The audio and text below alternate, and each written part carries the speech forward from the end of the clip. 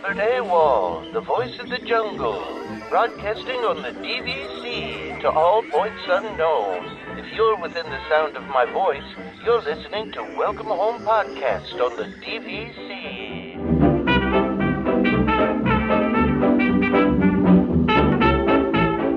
Hello and welcome home. I'm Tom, and thank you for joining us for a special episode of Welcome Home, a Disney Parks and Vacation Club podcast.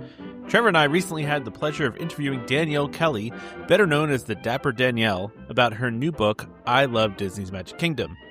We had a lot of fun interviewing Danielle, and we learned quite a few things that even we didn't know about Disney parks. You can find Danielle on social media as the Dapper Danielle, and her book is available for purchase now. We hope you enjoy our interview with the Dapper Danielle. All right, we're joined today by Danielle Kelly, also known as the Dapper Danielle, which is a great Disney influencer name, by the way. Danielle. Thank you. Excellent name. I love the Dapper Dans, and one of my highlights of my recent Disney trip was the Dapper Dans going around on the trolley around. Actually, it was happening, Trevor, right as I saw you, right? When the Dapper Dans were going by. So I love that you're the Dapper Danielle, but we were talking a little bit before we started this interview about how I mentioned to our listeners that you were coming on the show, and they were very excited. So was Trevor. So was I. But our listeners especially were like, "Oh, we love her." So thank you, Danielle, for coming on the show. We're so excited to have you here and to talk about your book.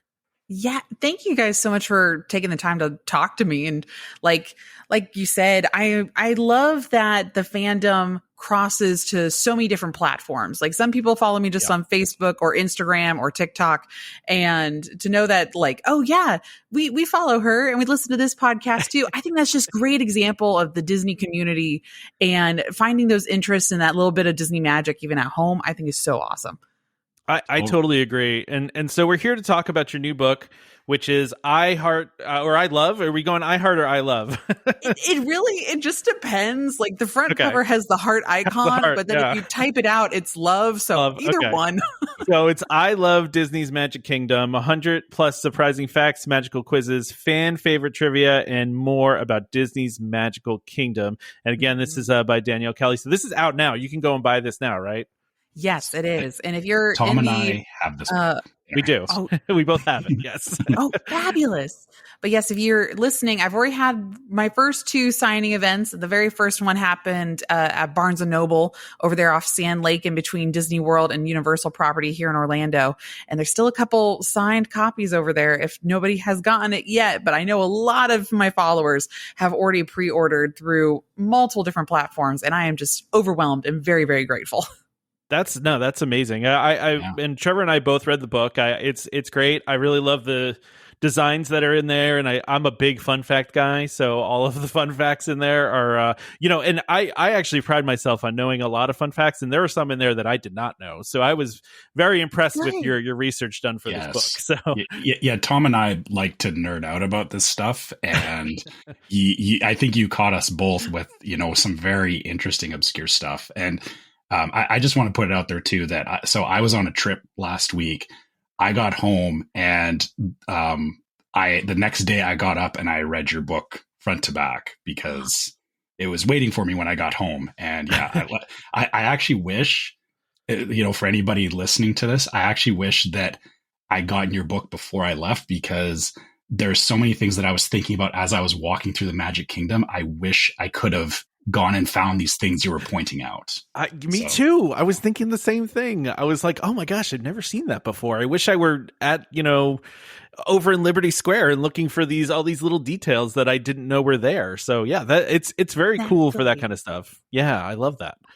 So it was so much fun. And I appreciate that I was able to throw in some trivia questions that threw off even the biggest of Disney nerds. That was my real goal, was to make it something that if you were a first time watcher or you first time reader, never been to Walt Disney World before, you could still read through the book and be like, oh, I can probably picture this in my mind. If I look it up on the My Disney Experience app, I kind of have an idea of where this would probably be. And because there's a lot more trivia that was a little too in-depth and a little too niche, if that makes sense, that with my editorial team and Ian, my developmental editor and co-author, he was like, yeah, Danielle, that nobody's going to get that. We got to remove that one. that's a little too nerdy and a little too deep, right? Exactly. Okay, well, I love that kind of stuff, though. You could write a whole book on just that, and I'd be a happy camper. So, I do want to know, Danielle, what inspired you to specifically write a book about Magic Kingdom? Is it your favorite park? Is it is that, because I know you worked at Bippity Boppity Boutique, I think what I read in there, and I mean I'm assuming, did you work at the other parks too, or just Magic Kingdom? I worked all over the Disney World, and I was a frontline cast member for 10 years, working in anything from general recreation, children's activities, Bippity Boppity Boutique, merchandise, POS front of house system support, traditions of our town facilitator, you name it. And in all of my roles, I was very blessed in having the opportunity to pick up and work all over property. I've worked at almost every single resort on property at least once, every park on property. The only, actually, now that I think about it, the only one I never got a shift picked up at was Animal Kingdom Lodge. Nothing against it. I just never had the opportunity to. One of my favorites. That's my home resort for DVC. I love Animal Kingdom Lodge. I'm offended now, Danielle. No, I'm just kidding. But I love visiting there. I just never got to work there. That was the only thing. That's unfortunate. What was your favorite role that you did? What was your favorite thing? Oh gosh. My thing is I loved all the roles I was in because it was perfect for the time of life I was in. So that role fit what that need at that time. And I learned something from every single one of them. And I'm very happy with the progression that I did in these roles. So to go from children's activities and wanting a more one-on-one creative storytelling role into being a fairy godmother at the Bippity Boppity Boutiques, that really made me learn more about cultures and how all these different people from all over the world and their expectations on beauty and what being a princess is, and just learning that hands-on was amazing. To then go into merchandise, and instead of putting little crowns on little princesses, sell jewelry and diamonds to the queens, was such a cool opportunity because I opened up the fancier jewelry store at the time when it was around, RIP. And then to go into a tech role in POS, so the chip readers, I was in a trailer testing out the chip readers and finding the bugs and the errors in the system. Oh, nice. And I learned very quickly, I'm not a tech person. I love it. I understand it. But when it comes to me personally, I am a very social person. I have to be able to talk to people. I cannot IM people. I have to verbally get my words out. So I knew I had to go back and really focus on training. And then that kind of led into my content creation later on too. That's really interesting. I actually just did Bippity Boppity Boutique for my daughter the first time on this Disney cruise I was on a couple weeks ago, and it was honestly a better experience than I could have ever imagined. So I'm sure that was really cool to get to do that. It was really good. Not to brag, but I was really good at my you're job. Here to brag. You're here to brag all you want. Brag as much as possible. Yeah. You have a book out. You have a very successful you're killing social media. Honestly, you're killing it. You can brag all you want. Thank you. Yeah. Well, yes. So like when I was a fairy godmother, I was very good at my job. So I was called in for some of the not so magical situations. So anything from Make-A-Wish kids to everything in between. So just pouring my heart and soul into these kids, making it as magical as possible, and then going backstage and having a good cry and coming out and doing it all over again. It was very emotionally rewarding. And I think people are like, oh, well, why did you ever leave it? I'm like, for that reason. It became too emotionally draining. And I wanted to focus my energy onto training the next generation of cast members. And I wanted to go into more training roles. So how you got all the fun facts for the book is from training other cast members? Honestly, yeah. A lot of it, right? Yeah. A lot of it's from training. And because in all my roles, I learned very quickly at a young age, when I first started, I was like, in all of these roles that I'm working in, there's a lot of people that have been with the company like 30, 40 plus years. And I would go find the elder cast member, right? And I would go and find them and I'd be like, hey, tell me your entire life story. And amazing, untold stories of like, hey, I was present in the park. I was here during these major world events. And this is how the park reacted because I was a frontline cast member at the time. Oh my gosh. Those kind of stories and tidbits I retained and I kept with me. And I would go back and I would double check facts after that. And I'd be like, oh my gosh. And I just kept a lot of that information. Becoming a trainer and learning more of the Disney side of the storytelling, I kept with me. And bada bing, bada boom. There we go. Yeah. Very cool. So, okay, I do have a very specific question for you from the book. So, okay, you talk about the ticket books, which I love. I love that you like went into the history. Like, you know, a lot of people don't understand where like the e-ticket ride thing comes from. Right. And I love that you explain that. But I want to know if you were back in Magic Kingdom when they had the ticket books, what 5 rides would you have chosen? Oh, and if you want, I've got the book in front of me. I can read them.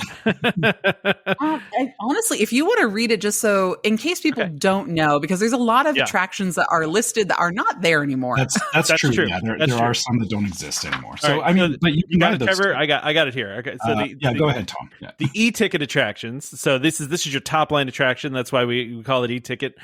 It's a Small World, 20,000 Leagues, Mickey Mouse Review, Jungle Cruise, Tropical Serenade, or Haunted Mansion. It's tough. Honestly, that's a tough one. Okay, out of that collection, my opinion keeps changing every single time I keep thinking about this. Today, I would say I would probably pick, oh goodness. I'm still leaning towards Tropical Serenade. I think that's still the place to be. I'm with you. I like that. Yeah. We do like a good tiki room vibe for sure. We do. Oh yeah, we do. Do you want me to keep reading these, Trevor? All right. I can take the D ones. So, right, so the D attractions. So your options are Walt Disney World Railroad, Skyway to Fantasyland and Tomorrowland, Flight to the Moon, Country Bear Jamboree, the old Country Bear Jamboree, not the new one, Hall of Presidents, and the Admiral Joe Fowler Riverboat. Oh gosh, these are tough. If you can't tell when you're reading this book, I'm a big Country Bear stan, the old version and the new version. So I'm going to have to choose the bears. Did you like the new version? So I have a vinyl of the old Country Bears. I'm feeling you on that. So yeah. So Danielle, this past trip that I went on, and for Trevor too, was the first time we got to see the new version of Country Bear, and I was very surprised at how much I liked it, because I'm a big Country Bear fan too. And I was surprised at how much I liked the new version. And I was wondering, I mean, did you like it, the new version as well? Oh, I loved it. So my very first time, I was there on the very last day of the Country Bears. And then I went to the very opening day.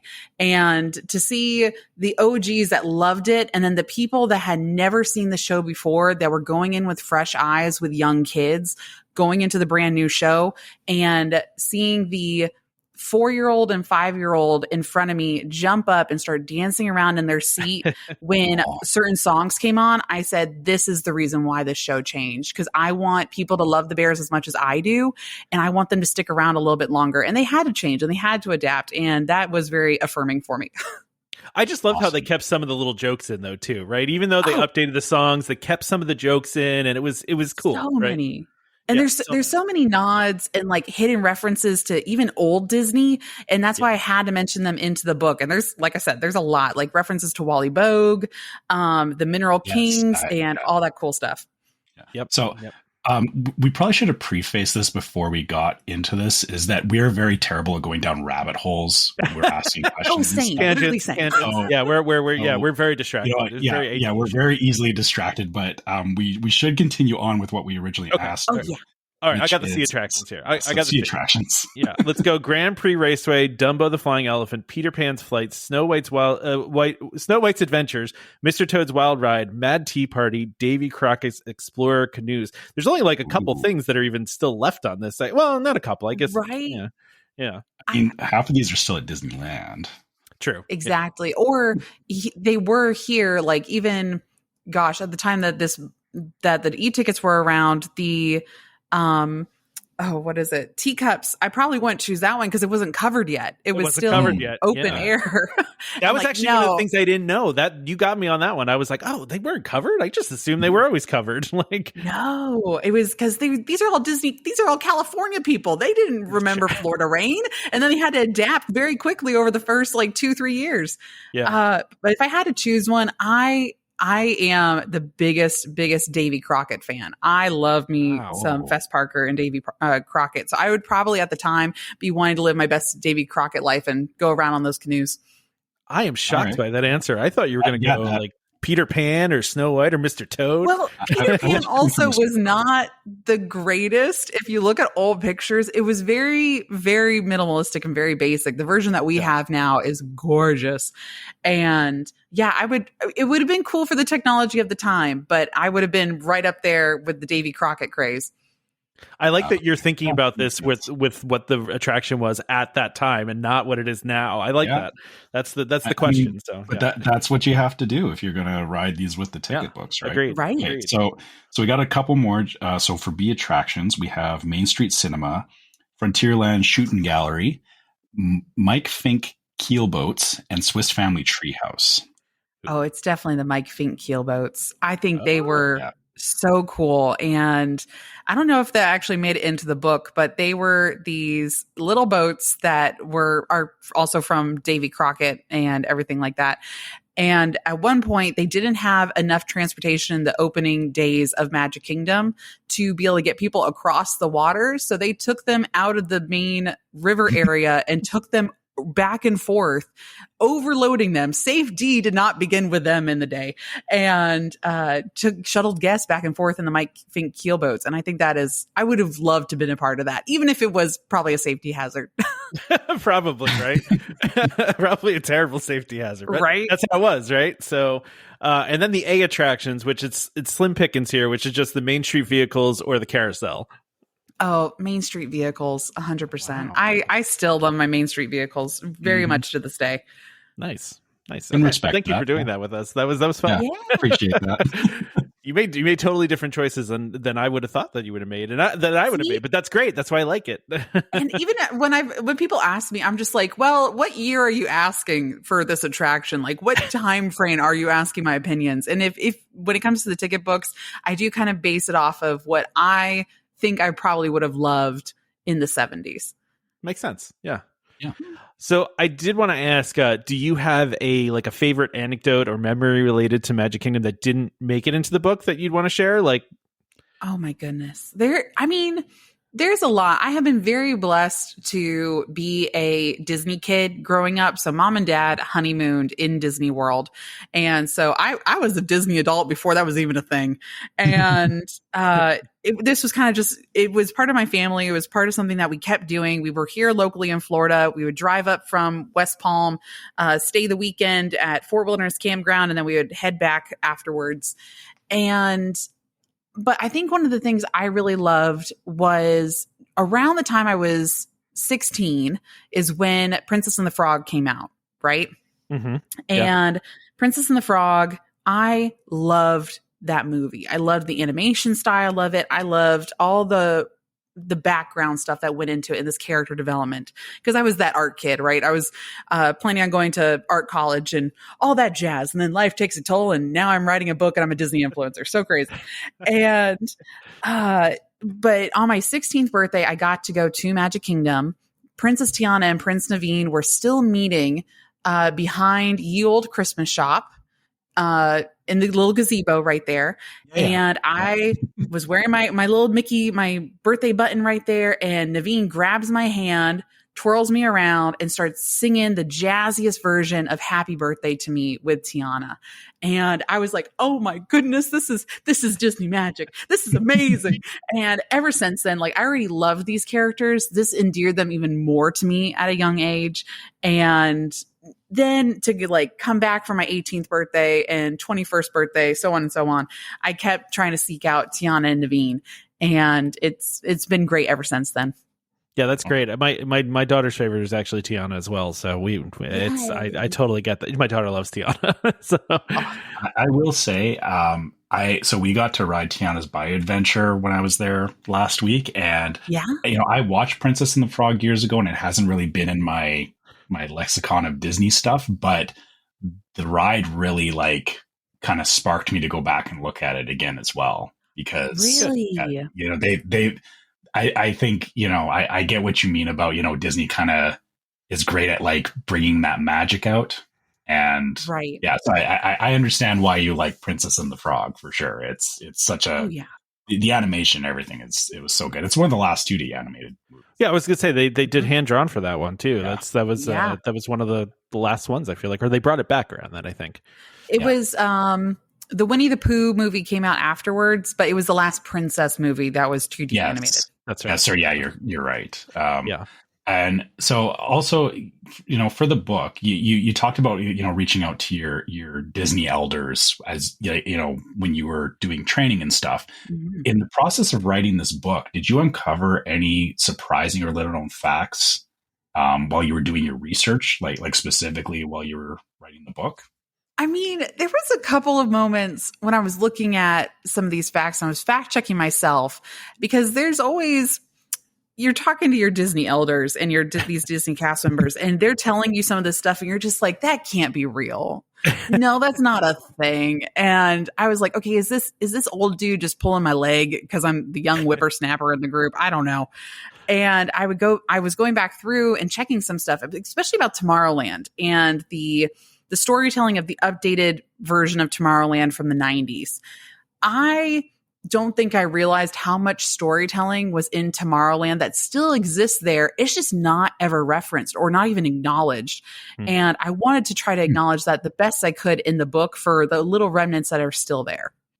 The one thing you got me with actually with Tomorrowland was the trees, the solar trees, and the fact that there was coconuts missing from one of the trees, because the original idea was that they were going to take the coconuts down to harvest the power that they got. I did not know that. I always knew about the trees, but I didn't know about the coconut piece, and that was really cool. That was a cool fun fact. I liked that one. Oh, fabulous! Yes. Yeah. That's again, and for anybody listening to this, like, the whole book is that kind of stuff. Like, it's honestly wonderful. Like I said, we feel like you kind of wrote this book for like us super nerdy Disney people. Oh, totally. And even I didn't really even answer your very first question of like, how did I write this book? Like, was Magic Kingdom my favorite? Honestly, I never planned on writing a book. I got sent an email from Adams Media, which is a arm of Simon & Schuster. And my momager, was helping me go through my emails because I was getting overwhelmed with all these different collaboration requests. And she's like, Danielle, you got this message here from an Adams Media. They're a book publishing group. And she's like, I think it's spam. I don't think it's real. And I'm like, no, Mom, I think this is real. And I looked up the person on LinkedIn to make sure that they actually worked for the company. And I'm like, oh my gosh, they're real. And I sent the message back saying, hey, what do you want? And they're like, hey, would you want to write a book? We're starting this new series and you just have to make a writing sample and we'll see if we want to work with you. And I'm like, okay. And they offered it to me and I did my writing sample, and the editorial team's like, okay, this is a little nerdier than we thought we were getting into this. And I was like, yeah, do you want it or not? And did you want it to not be nerdy? I mean, right. Because originally they were just like, we just want a guidebook with a little extra something. And I don't think they knew what that something was until I started writing some of my examples of like, these are some fun facts I would probably put into the book. And they're like, we've never heard of that fun fact before. Yeah, we'll work with this Dapper Danielle chick. And so I think the series was originally meant that they could go out to multiple different authors and have a different author write each park. And I can happily confirm that Adams Media wants to continue working with me, and I'm currently working on the Epcot book, which is amazing. Nice. And wonderful. Okay, that answers actually. Yeah, we were going to ask one of my wives. My wife wanted to know that actually. She was like, "Are you writing another book?" And it should be about Epcot. So yes, because I almost feel like Epcot has a lot. I mean, not more than Magic Kingdom, but like the history of Epcot is really interesting. Oh my goodness, yes. And even trying to go through and explain to the editorial team, because the 50% of the book has been submitted now, and I'm currently working on the World Showcase portion. And they're just like, hey, there's not like, do you have enough words? And I'm like, oh, you don't understand. I'm about to get into World Showcase. This is going to be a very thick book. I'm trying to downsize some of the history portions in the front.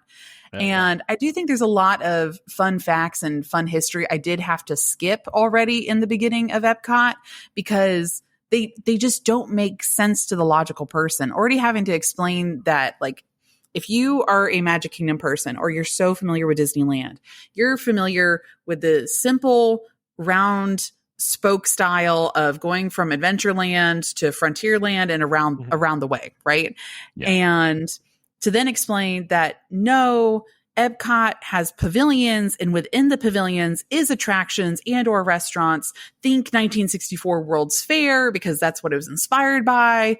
And having to tie in that history, already the editorial team's like, okay, Danielle, we're really trusting you on this. Epcot's such an interesting one. I'm glad you're reading that, because I'll be excited to read that, and maybe we can get you back on here to talk about that one too. So we would love to have you back on to talk about that, because I know Trevor and I are big Epcot fans. So yeah, totally. So we also wanted to ask you. So Dapper is Dapper style is a big part of your brand. How does that aesthetic connect with the Magic Kingdom for you, or how did you kind of come into all that?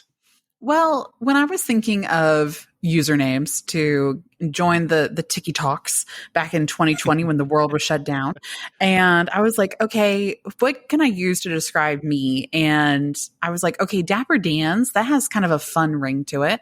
And I was like, what about the Dapper Danielle? And I looked it up, and I was on Webster's. I'm like, okay, what does the word dapper mean? Because I want to make sure this is true to myself. And according to Webster's, dapper means to be well-dressed and put together at all times. And I'm like, I think that is me naturally. I typically don't walk out in stretchy pants and a t-shirt. If it is a t-shirt, it's probably a Spirit jersey. And I'm usually dresses and big earrings, very big earrings. And I was like, okay, I think this kind of fits my personality. And it went one thing into the other. I was already a big fan of like Dapper Days, which is not even associated, but very similar.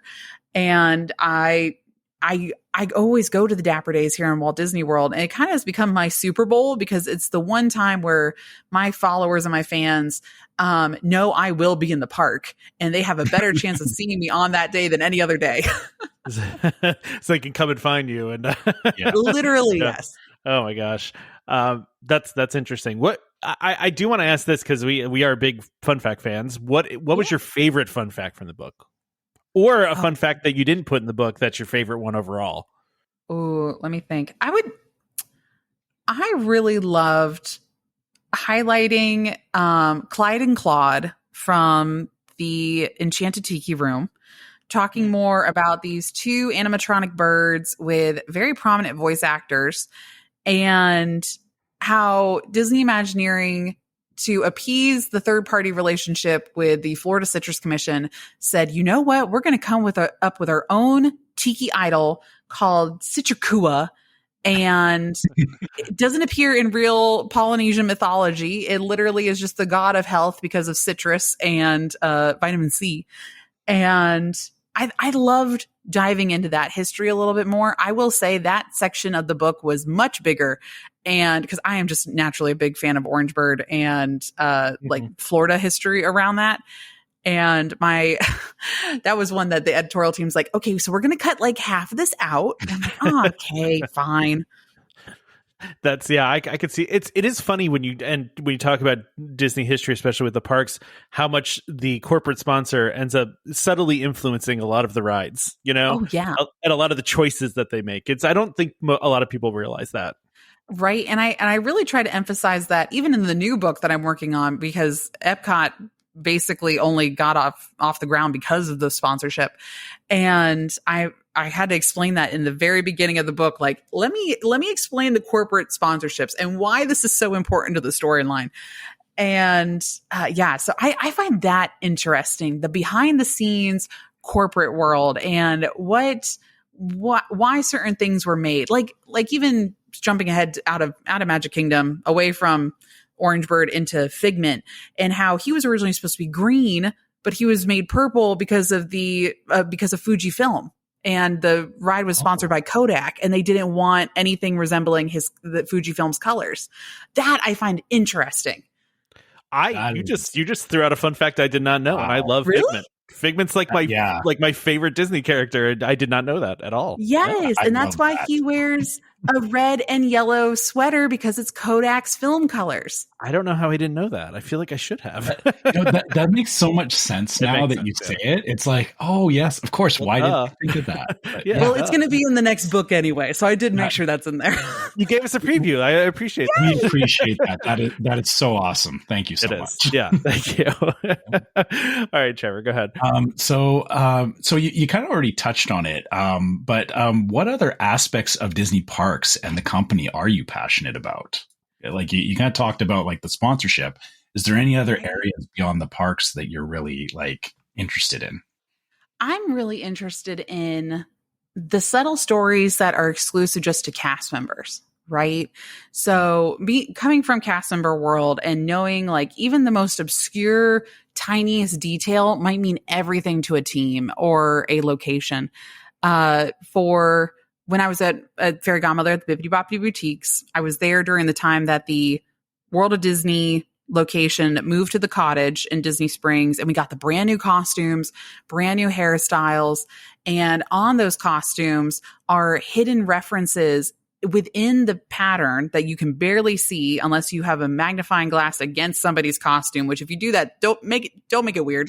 Sounds like a good way to get banned from the park. So. Exactly. Yeah. But there's like little references to Rapunzel's sun logo. There's seashells. There's little tiny details to the princesses that nobody really knows about. And there's so many of these details also hidden, not just on the cast member costumes, but within the locations that mean something special to the cast. And I try to add in some of those. Some of them were a little too niche. So I'm like, okay, no, maybe we'll save this for another book. Maybe we'll save this for another project or a TikTok later. But I think I want to discover more of those conversations. And that's why when I go into the parks, even now, I'm barely riding rides. I'm going over to all the cast members. I'm just like, hey, what you doing? I don't want to distract you from your role, especially if you're in a safety critical position right now. But tell me a little bit about what's going on. Yeah, it's been fun, especially as locations like Emporium right now is currently under construction, is going through a refurb, and going up to them and being like, okay, what's the vibe? What do you think? What's going on? And they're telling me, no, this is great because this counter is now ADA compliant. And I'm like, nice. I would never have noticed that, but that is something really important. That is important to the cast, and like just acknowledging those changes and what's going on. Yeah, that's awesome. Go ahead, Trevor. Sorry, I was just going to say I love that because I'm not quite as overt as you as walking up to cast members because I'm just not that person, but I definitely am like I am always watching cast members and like paying attention to what matters to them, and knowing that there are like little things that like you said those important things to them. I'm glad to know it's not just like an incidental thing, that there is a lot of meaning behind it, right? Oh, like yeah. that makes me really happy. And some of it's also depending on, because it changes also with the college program kid culture, because they come in waves, right? Mm-hmm. And so each group has, usually, if it's a really good group, they'll have something that combines them in a location. Like what is your thing? What is the thing that you do? And one thing that I did that was very subtle, that was behind the scenes, that didn't mean anything to the everyday guest, but it was something to my college program girls, is I would be closing coordinator at the boutique.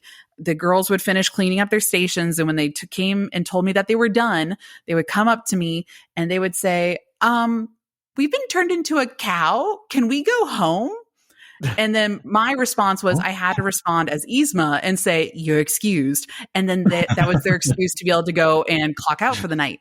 So like little tiny fun things like that. Like, is it a Disney reference? Is it like, do you like, kind of like when you're exiting the locker room and you hit whatever, like the door frame or something like that? Do cast members in their location have charm kind of stuff? Right. Yeah. I love talking to cast members, Trevor. I talk to cast members all the time. I was talking about that person in public. I know. Really? I know you wouldn't believe that on this podcast, but I'm just not that person in public. You find it's out okay. so much cool stuff. Yeah, I think it's also different because I do know a lot of the leadership still that's in certain locations, or I worked with them and they're now leaders over in Epcot, Magic Kingdom, wherever. And so I'll go and walk up how's to it going? Right. It's not weird because I actually do know them. And I But if you're just like a random guest off the street and you're asking them some of those deep probing questions, they're going to be like, no. Exactly. Yeah, I don't want to be that person. Right.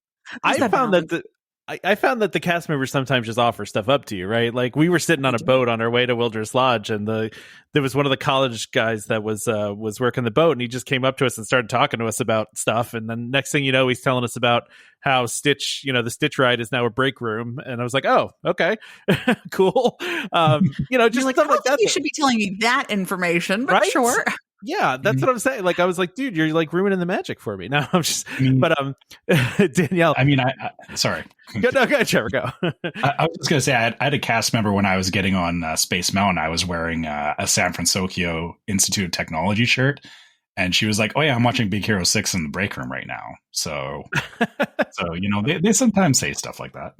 Oh, yeah. Yeah. We'll talk about that, especially because like in most of the break rooms, like Freeform or whatever's on. So if it's a Disney movie, it's probably just playing in the break room right now. That makes sense. Yeah. I actually, there's one specific shirt I always wear to the parks that it's a I call it the Muppets Haunted Mansion shirt because it's the Haunted Mansion stretch room paintings, but it's with Muppets instead of, the actual people. Oh, and I love that. It's the only people that ever commented on it are the cast members, right? So every time we go, Yes. I count up how many times they say, oh my God, I love your shirt. This past time it was 10 times. I had 10 cast members in one day at Magic Kingdom say how much they love the shirt. Yes. So yeah, I just love that kind of stuff. But I do want to give you two questions that are one thing or the other. So let's say, Okay. and I know your home base is Disney World. I'm assuming you also go to Disneyland. Which do you prefer? I would say I love living in Walt Disney World. I love vacationing in Disneyland. For me personally, because you can't compare the two because the attractions, though some are very identical and are very similar, the culture and the expectation from the guest is vastly different in both parks. And I love witnessing that from like an outside point of view, coming from a southerner Floridian view into the California view and seeing what the Anaheim local, what they want in a park day. What are their expectations? And I love people watching in Disneyland. It is amazing. But I love the comfort of Disney World. And if I had to pick one, I am a swamp princess. I am the weird one I like the taste of Florida swamp water. And I don't know what to do. Right. And I don't know what to do without humidity. So I would have to choose Florida. I drink out of the water fountains all the time, and my wife's like, why are you drinking that? That's disgusting. And I'm like, no, it's fine. It's good. It's fine. You're getting all them chemicals in you. It's good. It's character building and immunity building. You're fine. I need hydration. But I'll the take other your one, word for it, but I'm a weird Canadian, so. No. The other one I have for you is, well, maybe this is an Epcot book preview, but Canada or Mexico? Where do you start? Okay, if I had to pick, I would actually say France because I'm an international gateway girly. Oh, all right. You know what? I like that answer. I do. All right. Right? So that's where I typically go into, and it'll be like, okay, first, if it's depending on the time of day, we're going to the back of International Gateway and we're going and getting breakfast from France over there in the little bakery section. But if I'm coming in the middle of the day, I would actually probably say Canada because I'm heading towards the UK to see Command Performance. Nice. That's a country because everybody goes Mexico there, so I appreciate that you go in the other way with that. Plus the International Gateway with the Skyliner. I mean, Skyliner's our favorite mode of transportation. I think Trevor it is for you too. So we love the Skyliner. We need more Skyliners, more monorails. Everywhere. I can neither confirm nor deny that we may be getting some more Skyliners, but that contract is currently being worked out. So I won't get into it too much. We didn't say anything. Don't worry. No, we won't tell anyone. You didn't hear anything. Danielle, no one listens to the show, so you're good. Yeah. So I do have a couple of questions from my wife that I wanted to ask you, if that's all right. So first of all, she says she loves the fun fact about Orangebird. Like she learned a lot about Orangebird from your book because she didn't really understand what the big to-do was about Orangebird. Yeah. But she actually wants to know, do you have any interesting facts about Duffy? Or might that be something for the Epcot book? That might be something for the Epcot book. I think that is a usually it's the opposite way around, right? Of something that's created overseas and then finds popularity later on over here in America. That was an American made product taken overseas and was adopted and loved even more so by a foreign country than it was here in America. And I find that so interesting, and how it just skyrocketed from there. Like, we just had Duffy. Everybody's like, okay, he's cute, but well, I can get into this a little bit more. And the main reason why Duffy took off so much overseas and over in Japan is because the relationship with American animation and Japan didn't start until post World War II. So for Americans, we've known Mickey for a very, very long time, longer than the Japanese did. And so when this new random character was introduced as Duffy, Mickey's best friend, Americans are like, okay, this is cute, but that's not true to our Mickey Mouse. Well, when you go and look at the Japanese and the Chinese and all those other foreign countries, and they're looking at this character being like, oh my goodness, I can totally see this being a really great friendship. Yes, Duffy is Mickey's best friend. This makes sense. They have a different relationship with that character than we do here. And it's very fascinating to look back at all that. That is really interesting. Go ahead. Sorry, Trevor. Very interesting. Thank you for that. That is. Yeah. I've always wondered why. Yeah, I've always wondered why Duffy's so big overseas and not here. You know, Sorry, there's a lot to it, but I some of that I didn't really understand, and it didn't click with me until working in locations where you're having to learn about these different cultures and their expectations and their history with the Disney company and how vast and different it is. Like how over in Europe they have a way deeper connection to Donald Duck than we do. Like, we love Donald, don't get me wrong, but the Europeans, whoa, they will go to war over Donald. Oh my gosh, really? I didn't know that. And it's because of the comics. The comics did better over in Europe than they did here in America in the 60s. Yeah, I forgot about all the comics that, I saw some of those way back in the day, but yeah, I forgot that Donald had a whole bunch of comics. He still does. I mean, the Scrooge McDuck one was one of the longest running for years since the 60s, and stopped running post COVID. So it's still something that's still very mainstream, or kind of mainstream anyway. Right. But I guess how Archie comics were just kind of a thing here for ever. Right. Yeah, that makes sense. Okay. All right. So I have one last question again from my wife here, and I added a follow-up to it. So she says, is there a story or experience behind your sign off on your on the Dapper Danielle where you say, night, night, sleep tight, dream of churros tonight? And my follow-up is, are you telling people to dream of Disneyland or Disney World churros? Okay, he's a Disneyland homer. He's a Disneyland homer. Yeah, I started in Disneyland. My first experience were in Disneyland, but I definitely love both now. So, yeah. Well, I can explain that very easily. And the reasoning why was because when I first got started in my content, right? So the world shut down. I'm still a cast member. I'm furloughed. And at the time, I was in Disney Springs as one of only 5 full-time trainers. So when the world reopened, I was part of the first couple thousand cast members to return to Walt Disney World property and reopen the property. So I taught everyone how to wash their hands and how to wear a face mask and going through all these protocol trainings. And so I got started by going to my car and talking about, hey, this is a magical moment I had for the day. Hey, this is a random question I had from a guest. Let me share some history about that thing with you. And it was a way for me to decompress after my really, really long shifts. And then as my following, it started with just a couple hundred views to a couple thousand to a couple 100,000. And as I'm looking at my analytics, I'm realizing I have more people following me from the state of California than I do Florida. And right. And I was like, okay, this is interesting. And it's because California Disneyland had no signs of reopening anytime soon. So all of a sudden these Californians are like, oh, hey, there's a Disney park in Florida. Maybe we should investigate that and learn more about this. Oh, hey, there's this blonde chick that looks like Penelope Garcia, and she seems to be pretty knowledgeable about it. Let's listen to her. And so I just one night just kind of set it off on a whim. And I was like, okay, it kind of rhymes.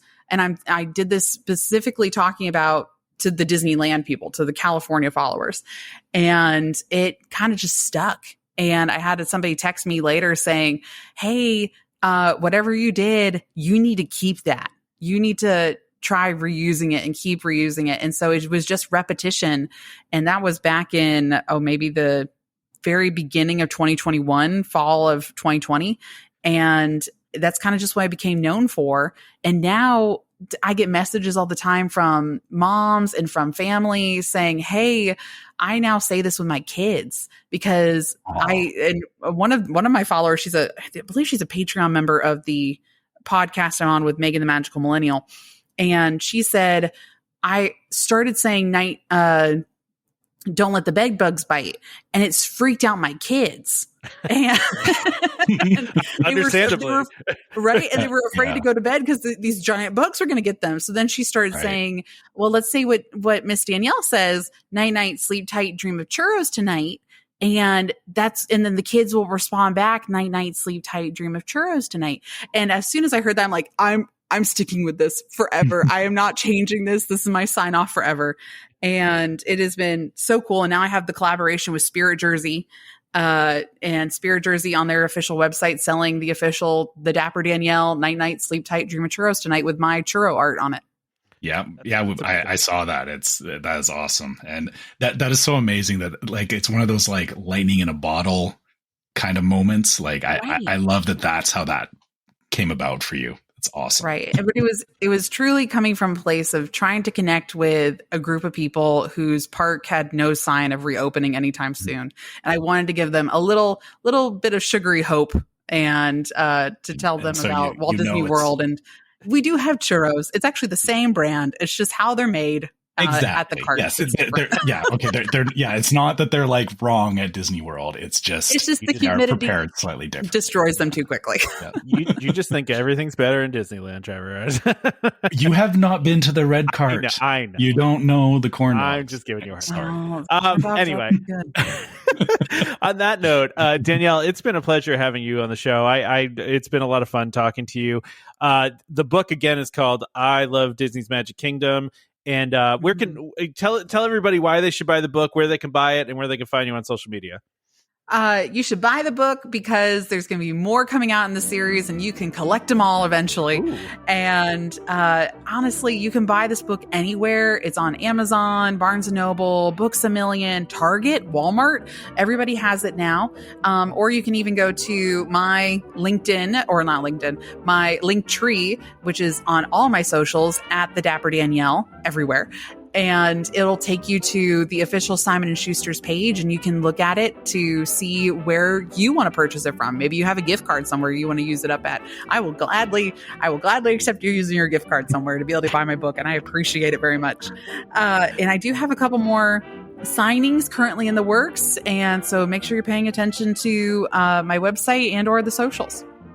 Great. Thanks again so much for joining us, Danielle. This was great. We had a lot of fun, and hopefully we can have you back on again sometime, either before the new book comes out or after. Either way. Absolutely. Well, I mean, hopefully I can get y'all another copy of the Epcot book when that's ready, and then you can learn even more about your favorite park. I will see it. Absolutely. Thanks, Danielle. Thank you guys so much. Appreciate it. Wait, should I sign off the episode with my sign off? Oh yeah, you could do that. Yeah, you could do that. Yeah? Okay. Yeah. Well, here.